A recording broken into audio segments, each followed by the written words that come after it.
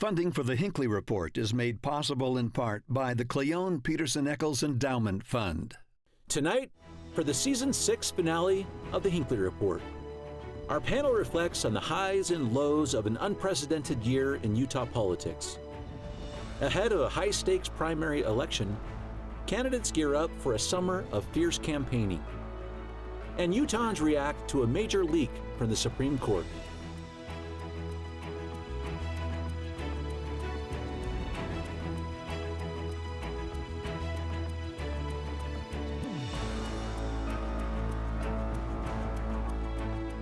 Good evening, and welcome to the Season 6 finale of the Hinckley Report. I'm Jason Perry, director of the Hinckley Institute of Politics. Covering the week, we have Robert Gehrke, columnist with the Salt Lake Tribune, Kate Bradshaw, member of the Bountiful City Council, and Marty Carpenter, president of 24/9 Communications. So glad to have you all with us this evening. There's a lot to talk about. Today is our finale. We're going to talk about what's happening in politics now, preview for what's coming for the summer as well. But Robert, I want to start with you. Big leak from the United States Supreme Court this week sent shockwaves both sides of the aisle. Talk about that for a moment, particularly the implications. Yeah, I mean, I don't think anybody was surprised that this is the direction the court was going. I think it was unprecedented, though, that to have it come out in this fashion. And so you've got now everybody who was preparing for this ruling in June reacting to it as if it was out now. I think the ruling was a lot more sweeping, a lot more pointed, and a little bit bombastic than people were expecting. But it appears that they've got the 5 justices on board with this right now.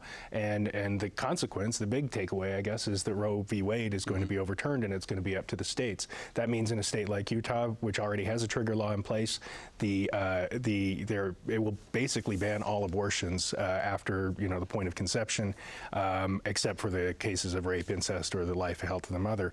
So most abortions in Utah will be outlawed, and so that is obviously Planned Parenthood, women's rights groups, pro-choice groups were outraged. I was up at the Capitol on Monday, and they had about 1,200 people come out to protest this. But it's a continuation, I think, of this polarization we're seeing. Abortion always is a polarizing issue, and the people on the pro-life side, people like Gail Rezika, Senator Dan McKay, this is the day they've been waiting for. Mm-hmm. Well, let's talk about that for a minute, Kate, because it's interesting how people are approaching it. One is the implication, and there's one about the timing of this leak as well. Our own Senator Mike Lee came out and said this was entirely intended to threaten and intimidate the United States Supreme Court. You had people arguing kind of both sides, right? Is this activist judges? Is this a way to intimidate the justices? I did find it really interesting when Mike Lee was describing his own experience clerking for the U.S. Supreme Court, that they apparently shred, burn, and liquefy circulating opinions in order to make sure there are no leaks. And so very unprecedented that we would be having this debate. I don't know if there is anyone left that doesn't have a set opinion on this topic. And so it seems like all this has done is, whether you're on the left or the right, this has just ignited the debate about how you feel and then how you might use it to fundraise, on either side of the issue, depending on where you subscribe with your political views. Yeah, Marty, talk about the political implications of that, because both sides are going to use this through the primaries and all the way through the midterm. Well, first I want to say I thought a liquefied opinion was when you got someone drunk and they told you what they really thought. So maybe that's a little bit different thing in this context. But it's interesting to me when you look at how the leak came about and how the story came about. We have a very sort of schizophrenic media landscape, and people can't focus on a story for very long. So we have the real story, which is Roe v. Wade potentially being overturned, right? But we so quickly jump to the process story, which is how did the leak happen? What does the leak mean? How do these things roll out? And it sort of divides the audience's attention, and some people will sort of take righteous indignation with what happened and how did this leak come about, when the real story is what's happening with the actual law. Now, how does that all play into something larger? What do we have coming up? We've got some midterm elections. We have Democrats not looking very good. You could look at this and say, I know Senator Lee said something about judicial intimidation, but I would say more a chance to rally the base when things aren't looking very good for the Democrats coming up in the midterms. I want to get to that part for a second, but let's hit that thread right here too, because some of the Democrats are not just as an election campaign, Robert, but they're saying this is judicial activism. I know when we vet our justices, they always get asked a question. It's a variation of, you're just going to stick with the law, or are you going to insert your own opinion. Yeah, and all of these justices were clear in their confirmation hearings that they believe in upholding precedent. Gorsuch, Kavanaugh were both asked about this opinion in particular, Roe v. Wade as an established precedent in particular, and they said they're going to respect precedent. And it's a sort of a cornerstone of conservative jurisprudence that you give deference to those opinions before. This one didn't. This one completely overturns it. Alito says it was wrong with the day it was decided, and I think it sets up an interesting dynamic where you have he says that because there's not a mention of abortion basically in the Constitution that it was a wrong opinion. Well, there's a lot of things that aren't in the Constitution, and so it sets up this judicial philosophy that if they draw on that, you could lose a whole range of things, from gay marriage to interracial marriage to a right to privacy, and it could potentially be a real snowball effect if this is the philosophy this court adopts going forward. Kate, talk about how the sides are going to approach this politically as well. Some are speculating, and maybe this was the intent of the leak a little bit too, was Democrats are maybe more motivated to show up now. I think that is absolutely true, that you will see this be used to rally a base that was maybe struggling to find the right things to motivate their voters to get out, to motivate their donors to contribute. And this serves as a rallying cry, particularly for the Democrats. But because this issue is so deeply and viscerally felt, it will probably also galvanize those on the far right. So I think we'll just see all of the rhetoric that we usually see in those midterms ramp up. But it does give the Democratic side something to talk about besides the pandemic, besides what's happening with the economy. And so that probably is helpful to them in that respect. We should note, though, that the opinion was expected out in June anyway, well ahead of the November election. So while it does have that effect, I don't think that's the justification for the leak. I mean, I think there's a hole in the logic of people who say that Democrats leaked this to motivate their base. I just think the opinion was going to come out anyway. I think more than likely the conservatives are trying to hold the 5 justices together and thought that maybe some public pressure might do that. Yeah, I agree with that, because if you're counting on something happening in May or June that's then going to carry into November, I think you have a misunderstanding of how the American voter bloc has the ability to lose its focus between now and then. And so I'm with you. I don't think that really plays in. Hey, Marty, talk about how important this is in the minds of Utahns. We've done our own polling in the past. We'll just say when you're voting for president, so go back to 2020, you say, what are the most important issues? And after the economy and COVID, it was the Supreme Court nominees. How big of a deal is that in the minds of Republicans and how they're going to play this decision? I think that the Supreme Court nominees, it's almost 2 separate issues, right? I think for a voter. One, a Supreme Court nominee, you say, yes, I can understand that whoever I vote for president, if they win, they're likely going to get to nominate 1, 2, maybe even 3 people during the time that they serve. Abortion specifically as an issue pulls a lot lower. I think it's one of those, like Kate said, everybody sort of has an opinion on it. And I think for a lot of people on the right, maybe with a few legislators who Robert's mentioned specifically, who put some laws in place of what would happen if we got to this point, I think most people on the right just sort of assume this would never change. It's kind of been an issue that pops up, but not one that we ever kind of get a chance to win on in that sense. So I don't know that the abortion issue drives people politically in the same way, but I think that the Supreme Court justice nominee or nominations actually do. Go ahead, Robert. I do think, though, that people on the left, the Democratic voters, are going to turn out because of this. I mean, I think, I agree with Marty. I think mostly conservatives knew where they were on this. It wasn't the issue that was going to drive them to the polls in November. That was going to be, they're out of power and they want to get back in power. But Democrats didn't have that sort of motivating factor, and now they've got something to focus on. It's interesting because in past elections, when we've seen the Republican side, the right, rally, right? They've needed kind of an existential crisis to kind of bring together, use as a fundraising tool, use to be that thing that drives your discussion of your side's ideas forward.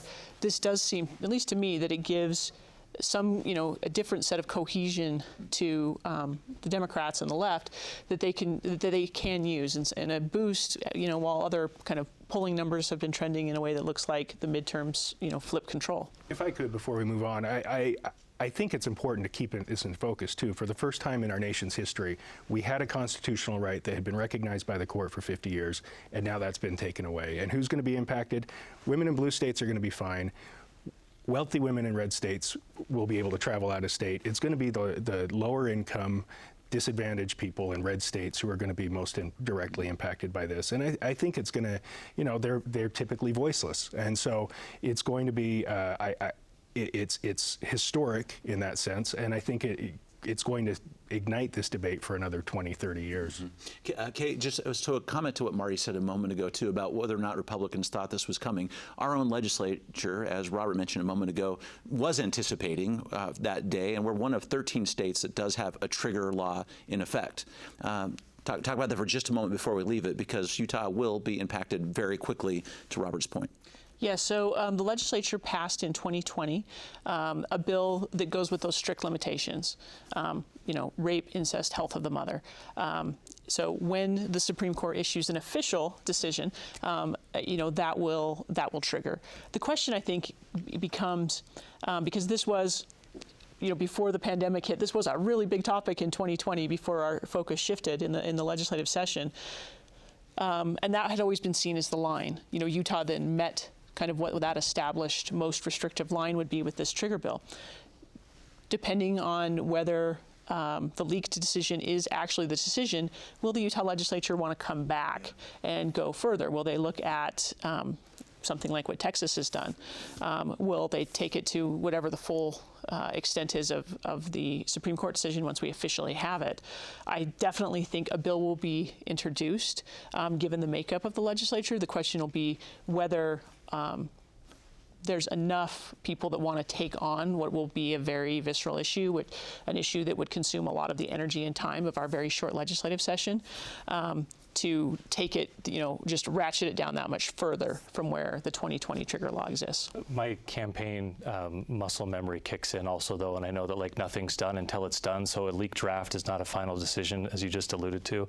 And if I were on wherever you sit on this, but if you're particularly on the side that's celebrating Roe v. Wade being overturned, I would also be very cautious at the moment and say this also has the sense that it could at least there is a possibility this is Lucy and Charlie with the football, right? That don't celebrate, don't spike the football until you get into the end zone. If I could, to Kate's point, I think she's right. There is going to be an effort to tighten it down. I think anything that goes further than we've gone so far would go beyond what the LDS Church position is, and the LDS Church obviously is a big player both at the legislature and in the state.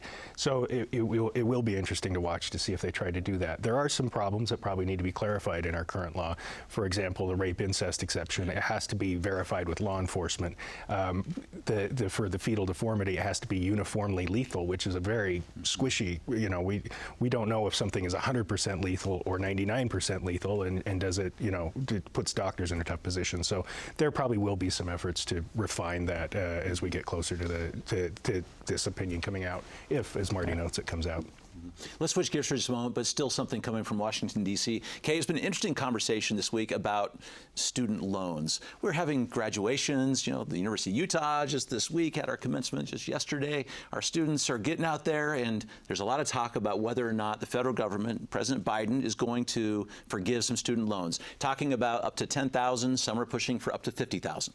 It's such an interesting question, because I don't think anyone hears that and then doesn't think about their own personal situation, about whether you had student loans or didn't have student loans, and how long they took for you to pay off, and whether how big of a burden that was in your life. My husband is a teacher. He attended the University of Utah. He had student loans. It took us a while to pay those off, and so you have this visceral reaction. Should new young students get to have this debt forgiveness or not?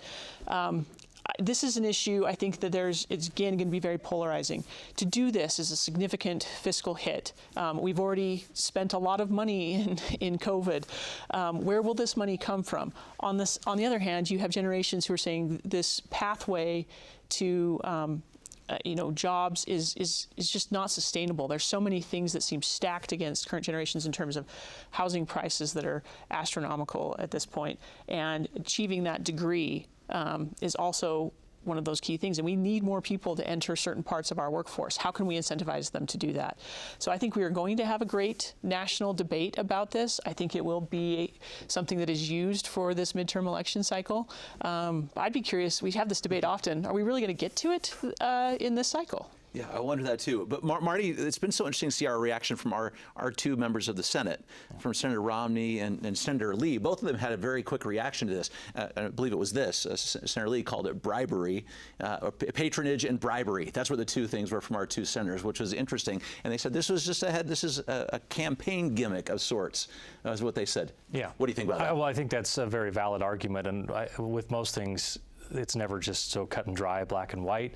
Two things can be true at the same time, right? It can be true that it would be massively unfair for people who took out student loans, worked really hard to pay them back, and then have other people get theirs forgiven, right? That I think on its surface, yes, that's unfair. But also, you can say we let people who are 18 years old take out massive loans in what could be considered by many a sort of a predatory loan environment. We wouldn't let them go to a loan shark, but we'll let the government loan them massive sums of money to go to get an education with no real direction on or advice on will you be able to pay this back based on the career you're pursuing. It's sort of here's a chunk of money, go to school. You may be going to school to get a job that pays $40,000 a year. You may be going to school to get a job that will pay you $1 million a year. One of those students will end up in a better position to pay it back. Two things can be true at the same time. Robert, to that point, so about the average amount of student debt in the state of Utah is around $31,000. In your conversations with people in the community, how is this received? I mean, I think, as Marty pointed out, and Kate, as people who've paid off their loans, they're not happy about it. But I think we've got, since we were all in college, the landscape has changed a lot. Expenses are through the roof. Students are coming out with this massive amounts of debt. They can't afford housing prices because they're through the roof. And so there is a sense that, okay, let's give some relief. I think what I hope comes out of this is a discussion about structurally reforming the way we do higher education. Why are we giving these massive amounts of loans for private for-profit universities that mostly rely on these for their entire revenue stream? Why are we doing this? Why are we giving these huge amounts of loans, as Marty noted, to people who are going to be making $30,000 a year when they come out? We've got to start talking about this, and I think we've got to double down on our investment in a public education system. Community college, free community college like they do at Salt Lake Community College, low-cost college like they do here at the University of Utah. And you're seeing some natural market correction to that, right? Just from businesses saying, hey, I don't really care if you passed, a history test or a math test. I want to know if you can code and if you can code quickly and accurately, and I'll give you a lot of money to do that. So there is some correction there, and I think those things will factor in. But yeah, part of it is looking at a system that says, are we still educating people for the jobs that we actually need to have filled? We also have jobs that where we have shortages. Mm-hmm. We need teachers, but coming out of college with a lot of student debt to become a teacher is one of those that is an interesting balance. We're constantly looking for police officers and things like that. So if we're going to want to train people in certain areas of our workforce where we desperately are in need of people, do we want to figure out how do we level that playing field? I think that's to your point, Robert. So I hope we are having a great national debate about this topic. I'm just not convinced in an election cycle year that we're really going to have a solution by the end. Interestingly, it kind of in some ways mirrors the immigration debate, right? It's a matter of what does our economy need, what's the right thing to do, how many people can we let in, and then you get into then we bring in family members and so on. At the end of the day, I think we can say whether you have what you would call a broken system or a system that could use some alteration, we just need to have an ongoing discussion to figure out how to optimize all of those systems so that we are in the best position possible as a country. Mm-hmm. Let's get local. This summer, in a very short while, we're going to have some primaries, and we have a bunch of incumbents that are up with some challengers. But Kate, let's just get your read. Any incumbents in danger in the state of Utah right now? Well, signature gathering in SB 54 has changed how we do primaries in the state of Utah. We have primaries. And we have primaries across the board. We have them in every congressional district, in our U.S. Senate district, throughout our legislative races. We've got interesting primaries. In terms of those that I think are most interesting, I don't know that any of our incumbents are in serious danger. If I were watching a couple, I'd be watching the 1st District, because you have a new freshman congressman in Blake Moore who's running for his first re-election. His district was shifted a little bit in redistricting, so he picks up some different areas. We have 3 people in that.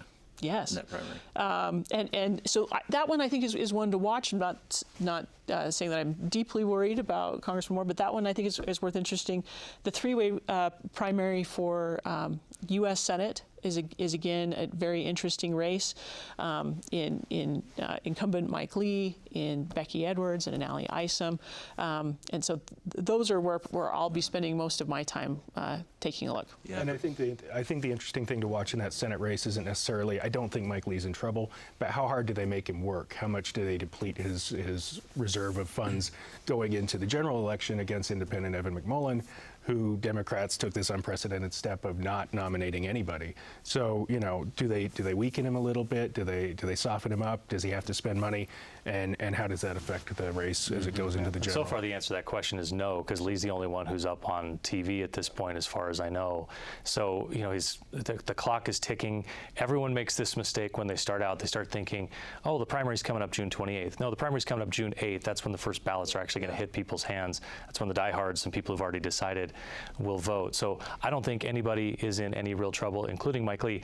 Going back, though, to the convention, I was actually a little surprised that he only got like 71% at convention. I was shocked to think that 1 out of 4 people at the state convention were not Mike Lee diehards. Somehow that they came in with somebody else in mind. That was a little surprising to me, and just leads to when you get to a bigger group in a primary, there's always the chance that people sort of will poll that they like Mike Lee, but might vote somewhere else. I'd be remiss if I didn't bring up my hatred of the convention system. and you're going to see it this time, too, where you're going to see Blake Moore finish behind his Andrew Badger. He's going to beat him in the primary. You're going to see it where, where the person who finished ahead at convention doesn't necessarily win the primary. And it's the same pattern we're seeing all the time. The delegates are out of touch with the Republican voters.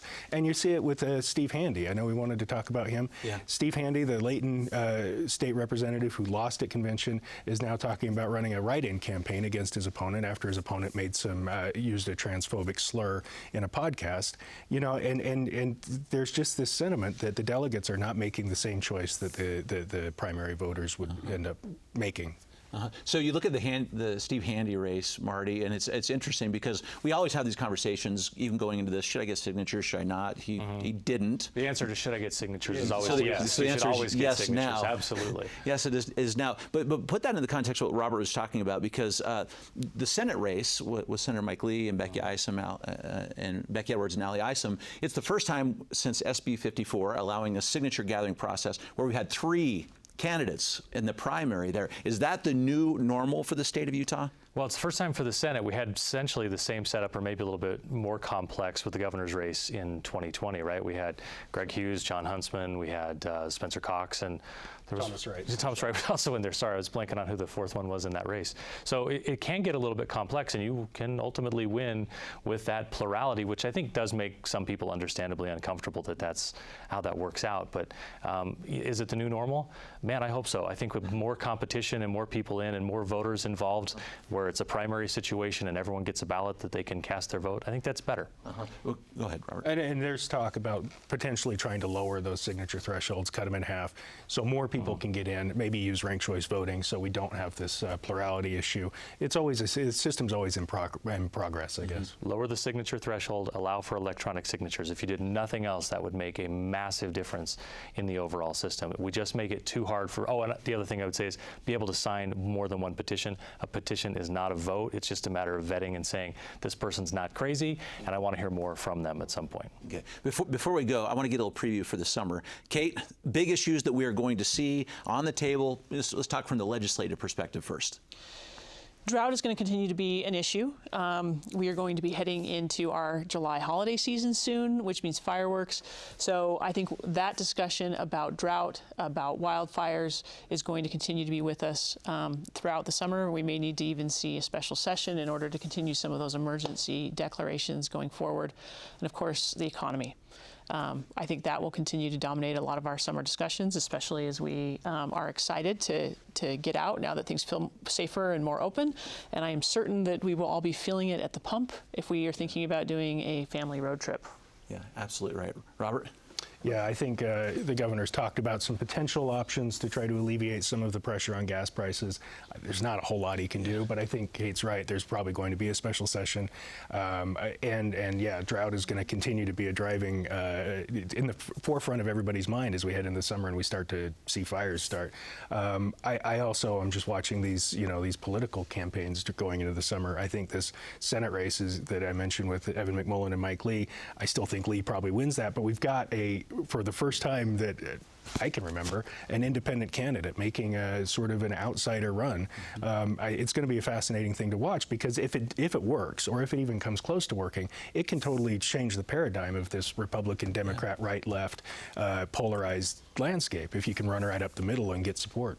One thing we'll see early on in some of the polling that will come out over the next several weeks is just how poisonous is it to be aligned with the Democrats on anything. McMullin may have been a viable option for people, but then he had about a 1 week, 2 week news cycle where it was Democrats deciding to support him, followed by him coming out and saying, I'm not going to caucus with Republicans. Yeah. Those are hard messages to reverse, even if you have 5 months to do it. That's hard if that's all people know about you is, I remember that guy ran against Trump. He is loved by the Democrats, evidently, and he's not going to caucus with Republicans. I think that gives a lot of. I think it was a really bad stretch there for Evan McMullin's candidacy. He was pretty fortunate, though, that he's not going into the convention this week after that Supreme Court opinion leaked, because I don't think there's any way the Democrats would have jumped on board with him. Yeah. It's going to have to be the last comment there. Great insight this evening. Thank you. And thank you for watching the Hinckley Report. This show is also available as a podcast on pbsutah.org/Hinckley Report or wherever you get your podcasts. Thank you for being with us, and we'll see you next season.